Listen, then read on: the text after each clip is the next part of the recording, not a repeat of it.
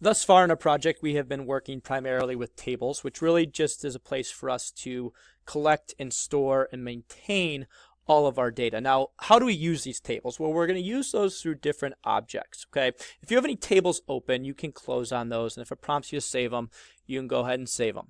Okay, so what we're going to start working with is a query, which is queries are just kind of just questions, and the answers are then going to appear in our database. So Access kind of contains all of these different tools that we can use to get answers that we want based on our tables. And to use a query, we're going to start by using the simple query wizard.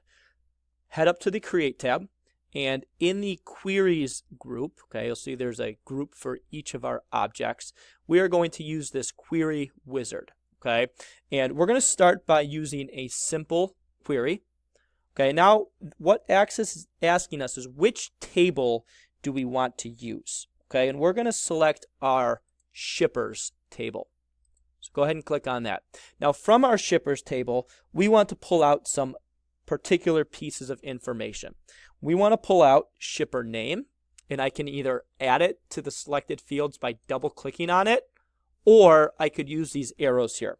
So we're going to include shipper name, shipper contact, shipper phone, and then finally shipper email address. Once we have those 4 fields in there, we can click next. And then it's going to ask us what do we want to name it.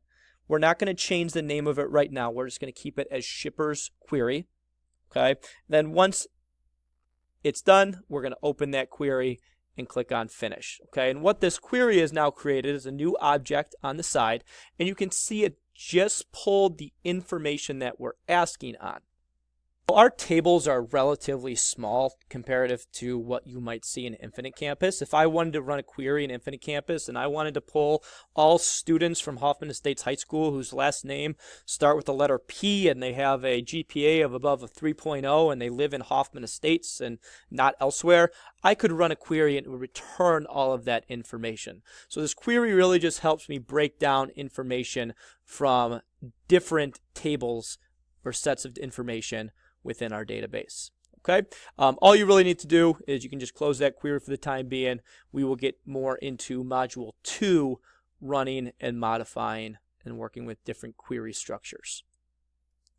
Ask you to save, you click on yes, and we'll move on to the next video.